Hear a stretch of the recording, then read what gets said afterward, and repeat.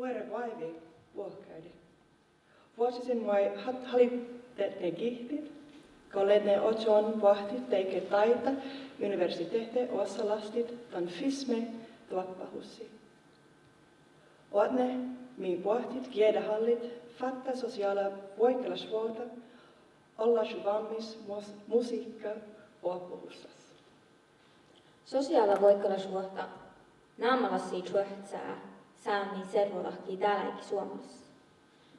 Kas kieltaskieli sosiaala kulttuurillis kaskavuodain chaukää, ma jähke ahte musiikka uopahussas vie teihälläs rolla, komihukse koova äänet ohtavertasas kahtuvuodessa.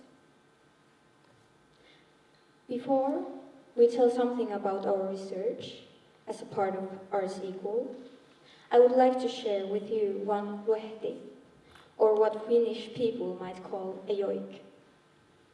One of the vocal traditions of Talvisäämelash, Northern Sami, luehti is not so much a performance as a means to communicate. It's a way to strengthen one's identity or locate someone within society. In this way, luehti is, in a sense, an expression of solidarity to the community. Someone asked us yesterday what music education has to do with equality. It was almost difficult to answer the question. As for me, music has everything to do with equality. And I think this luehti expresses that. I made it for one of my teachers, who I worked with when I was doing my practical work in Anar as part of my classroom teacher's education. While I was working in that school, it became clear to me that Sami educators really needed to fight for resources and for a place within the mainstream Finnish school system.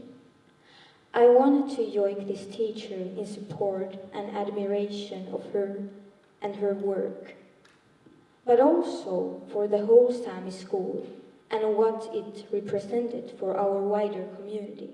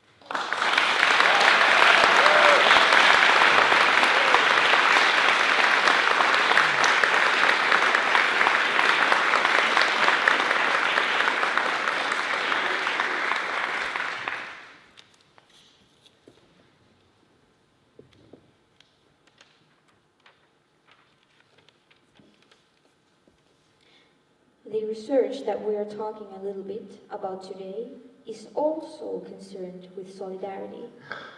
but not in the sense that we're emotionally taking sides with any particular cultural group. Rather, I hope you will listen to us today with one idea in mind. What education researcher Ruben Gatstamvide Fernandez calls a pedagogy of solidarity. A pedagogy of solidarity is one that embraces openness, acknowledges the connectedness between all peoples, focuses on actions and activism, and seeks creative, complex solutions to inequality in a way that positions diversity as a richness and an asset, not a problem to overcome. With our research focusing on the arts education experiences of Sami communities, perhaps we should say something very briefly about Sami people.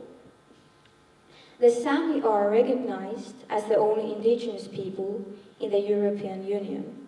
The Sami homelands, Sápmi, are divided between the imposed national borders of Sweden, Norway, Finland, and Russia.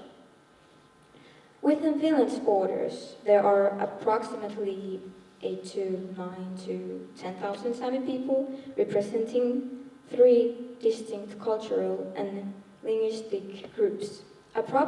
Approximately 2,000 people speak Talvi-Sami kielä, Northern Sami. Around 450 people speak Anerash kielä, Inari-Sami, and around 350 people speak Koltta-Sami kielä, Skolt-Sami. The largest population of Sami people in Finland actually live right here in Helsinki. In our work, we've particularly focused upon the experiences of the Sami in basic education in the arts, or taiteen perusopetus, though what we found out has implications beyond this immediate context. Taiteen perusopetus achieves a great deal, offering highly subsidized arts instruction to young people in almost every municipality in Finland. It is a system founded on ideals of equality, with equal resources allocated per capita and per confirmed student, equally high teaching standards across the board, a common core curriculum, and equal criteria for student selection within any one institution. For me, coming from Australia, where no such subsidized music lessons exist, such a system is almost a dream come true. But there is a great deal of research that claims that music education is always both inclusive and exclusive. And this is certainly true in Finland as well. And my dream come true is experienced very differently by different social groups and communities.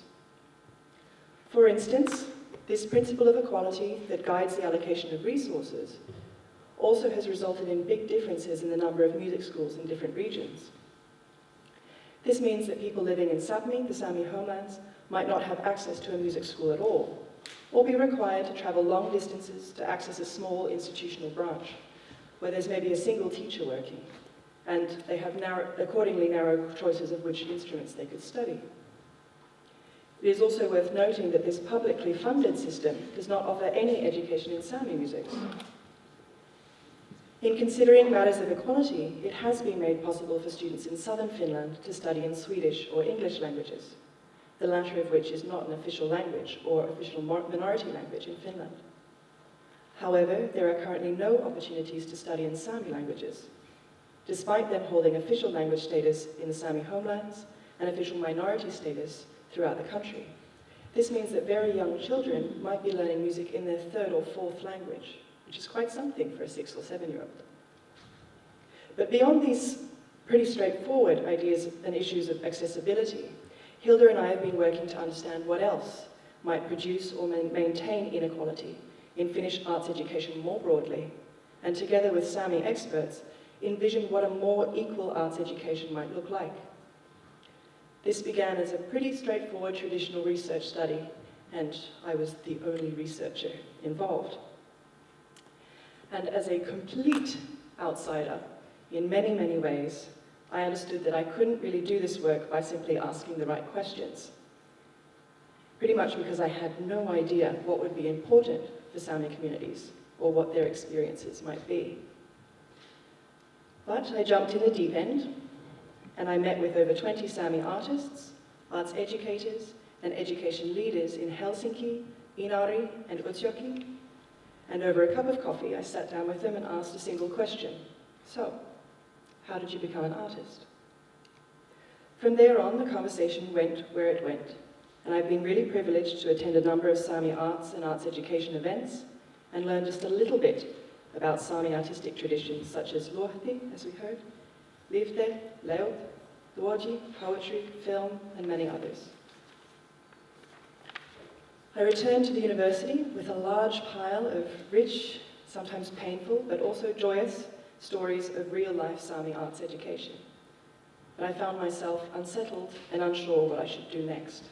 I felt that it was unethical for me to try and interpret the meaning of these stories and discussions in isolation from the communities from which they were taken.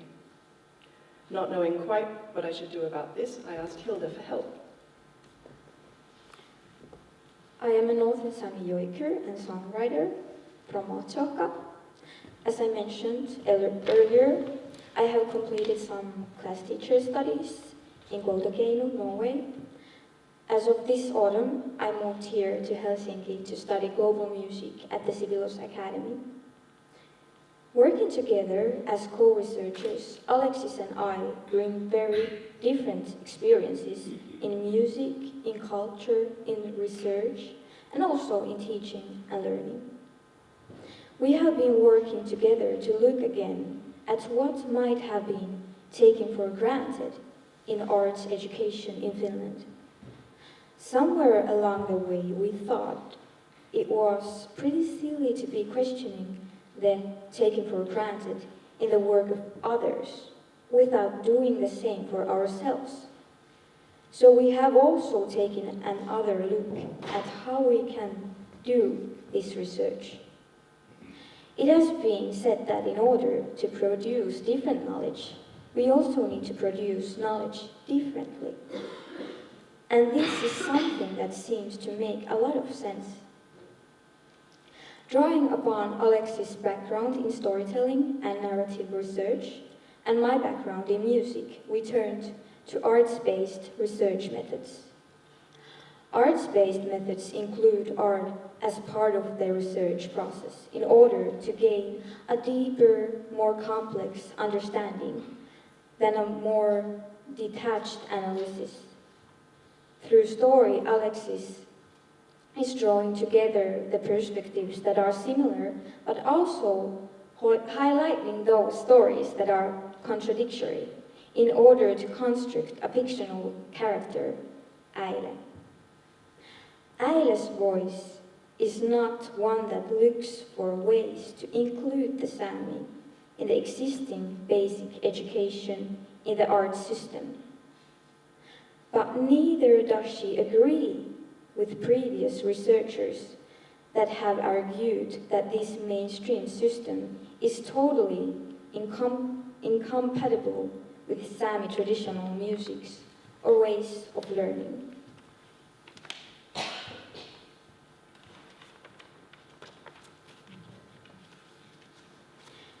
Her voice is one that seeks this pedagogy of solidarity, a call to action, a focus on complexity, and a turn towards openness. I will also construct the character of Äile, but not through story. I will yoik her as a part of a larger musical work, incorporating different musical styles, languages, and perspectives. Using music in the research process as a way to understand and create meaning has not been done very much in any kind of research. The few studies that have used music also mainly used Western classical music styles. So an additional challenge for us has to be to decolonize the method. and consider how to do this in a Sami way. What this might mean for Aile's voice, what she might say, and what we might say about her. The storied or musical expressions of this research is not simply a debriefing or a summary of what others have said, but a way for others to understand or perceive something of the way Sami communities might experience arts education in Finland. In this way, it is also a means for the community to carry on the conversation after this project has ended. Now this morning we thought we'd share with you just a few of the perspectives that have stood out for Hilda and I in learning who Aile is, in a way that recognises that she's not a single unified Sami voice, but multifaceted and complex. Many artists that I spoke with expressed that they didn't want to be referred to as Sami artists, which initially I found quite confusing, especially for those whose work I interpreted as being really engaged with contemporary discussions or traditional artistry. This was explained to me by people as not being so much about the content of the art itself, but the way it was received. For instance, one visual artist said that he wanted the freedom to work as an artist without the expectations that accompany being a minoritized Indigenous artist. These ideas were also echoed in musicians' experiences, who spent time with me really critically and thoughtfully reflecting on what this traditional Sami connection to nature really is, especially for those of them who are living outside of the Sami homelands. What might this connection look like? Or in music, what might it sound like? How do you know when you have this connection? Or what is connection enough?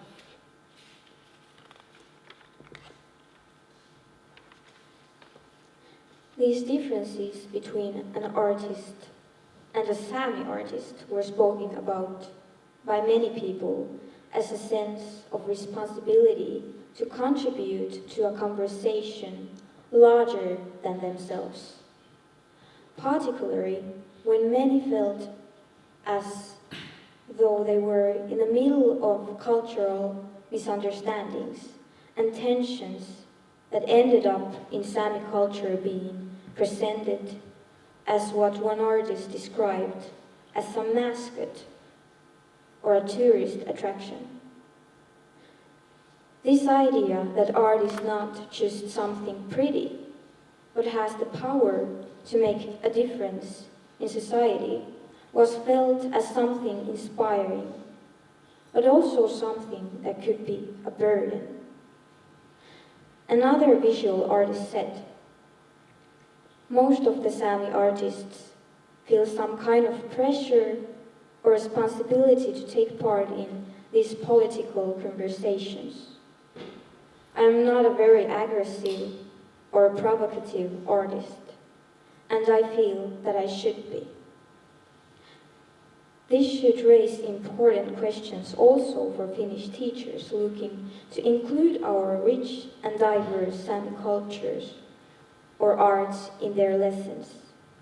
What is Sami culture included for? On whose terms? Is it there as some kind of multicultural mascot? Or should it always make a political statement? This sense of responsibility to something larger than oneself, a recognition of what is our culture and what should be preserved, has also been a good thing for the arts education for young Sami. For instance, at annual events such as Iahisitja Music Festival, where there are music workshops for kids, or the Sami Nuorai Taitatapaus, Young Sami Arts event, you can see very young children composing music, because the music they are looking for perhaps does not exist. For example, if they want to listen to a punk song in aanaraskielä. They have to write it themselves.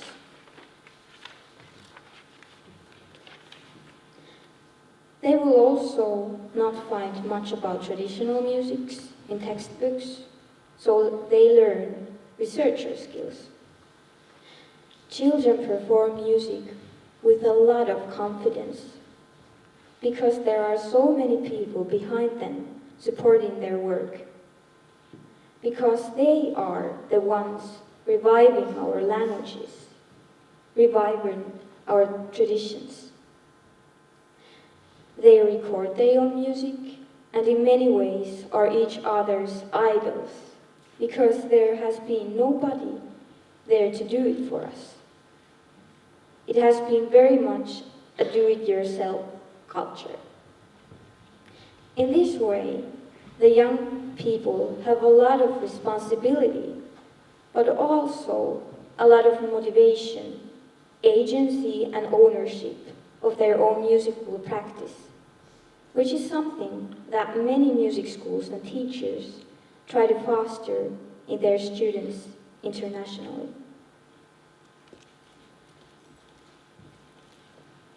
Music and music education are important arenas for societies to identify what our values are, what is it that we hold dear, and to pass on traditions, skills, and knowledge. This also makes them equally as important arenas to enact social and cultural change. And they have a key role to play in imagining how we might do things differently to achieve a more equal society. In Finland, we often hear a rhetoric of equality that says we, well, not me as an immigrant, but in the general we have all been in Finland for generations, and we are all the same, so we should be treated equally. This negates the long-standing differences, not only between Finnish and Sami, but the diversity within these broad cultures as well. Difference is seen as a barrier to equality, something to overcome, that we might become equal despite our differences. Our work has suggested that we think about this differently. Perhaps that we are equal before and perhaps because of our differences, but made unequal by processes of exclusion that are inherent in many societal structures and institutions, also in music education. There are a few sentences that I keep coming back to in this work.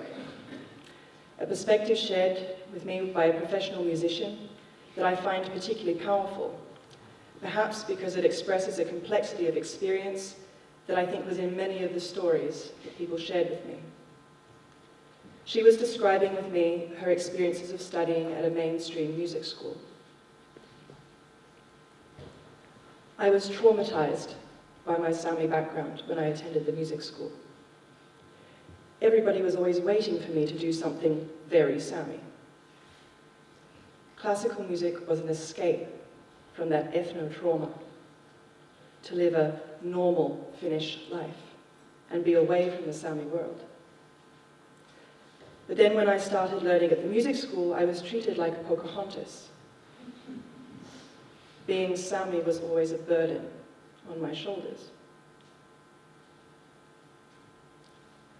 If the mainstream music education system, alongside other institutions and means of social structuring, continue to construct Saminess as outside of a normal Finnish life, we run the risk of perpetuating processes of coloniality that structure people, land, and well-being, framing majoritarian arts, cultures, and peoples as normal, as the mainstream, and others as deficient, exotic, or uncivilized. Equality in this sense is achieved by erasing cultural others, assimilating them into the normal majority. We're all the same, right? The challenge for arts education in Finland is not to normalize Saminess on our own terms, or to subsume Sami arts into existing structures, curricula, and ways of teaching and learning.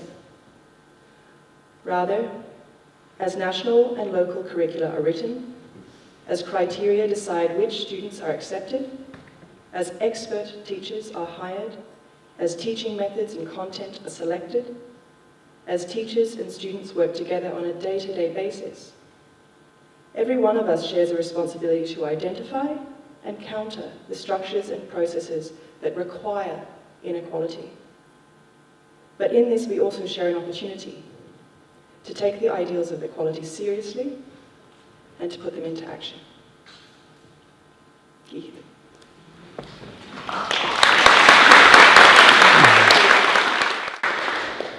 And for the end, I will yoik my great-grandfather's yoik. When I introduce myself, I usually introduce myself to be Annoula Kääre Jari Hilda. Annis Oulas Kaarinas Jaris Hilda. So Annoula was my great-grandfather, and I'm going to yoik him.